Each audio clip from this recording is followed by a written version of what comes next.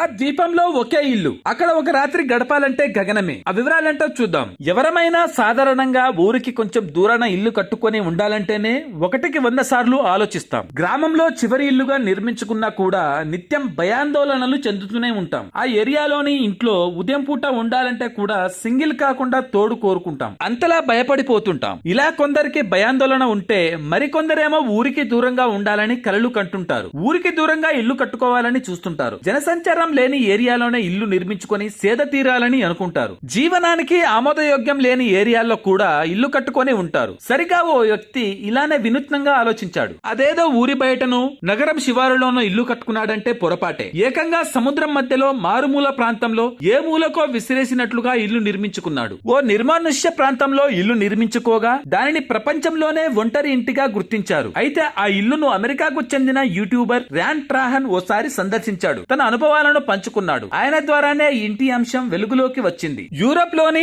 Iceland దక్షిణ తీరంలో Atlantic మహాసముద్రంలో ఎల్లయాం అనే ద్వీపం ఉంది. అక్కడే వెస్ట్ మ్యాన్ ద్వీప సమూహంలో ఇది ఒకటి. అయితే ఆ ద్వీప పరిధిలో ఎక్కడ వెతికినా ఒక్క ఇల్లు కనిపించదు. ఆ ద్వీపం మొత్తానికి ఈ ఒక్క ఇల్లే ఉంది. ఎవరు లేని నిర్మానుష్య ప్రాంతంలో ఎలాంటి వసతులు లేని అక్కడ ఇల్లు ఎందుకు కట్టారనేది కూడా ఎవరికి స్పష్టత లేదు. అంతేకాదు అక్కడికి చేరుకోవాలంటే కంపల్సరీ షిప్ జర్నీ చేయాల్సిందే. ర్యాన్ ఇంటి సందర్శనకు వెళ్లేందుకు జార్నీ సిగుడ్సన్ అనే వ్యక్తిని గైడ్ గా పెట్టుకున్నాడు. రాగ్నర్ అనే మరో వ్యక్తి కూడా ర్యాన్ జర్నీకి సహకరించాడు. చివరకు పడవ ప్రయాణం చేసి తాళ్ల సాయంతో దీపం పైకి చేరుకున్నారు. చివరకు అక్కడ చూసేసరికి గొర్రెలు, ఫఫిన్లు, సీల్స్ వంటి జంతువులు దర్శనమిచ్చాయి. మనుషులు ఎవరూ కనిపించలేదు. ఈ ఇంటిని ఎవరైనా బిలియనర్ నిర్మించాడా అని జార్నీ ర్యాన్ అడిగాడు. దానికి ఆయన సమాధానం ఇస్తూ ఈ ద్వీపంలో అరుదైన ఫఫిన్లపై అధ్యయనం చేయడానికి వచ్చే పక్షి శాస్త్రవేత్తల కోసమే ఈ ఇల్లు నిర్మించారని చెప్పాడు. శాస్త్రవేత్తలకు అకామిడేషన్ కోసమే ఈ ఇంటిని నిర్మించారని వివరించాడు. అయితే అక్కడి అనుభవాన్ని ర్యాన్ తన యూట్యూబ్ లో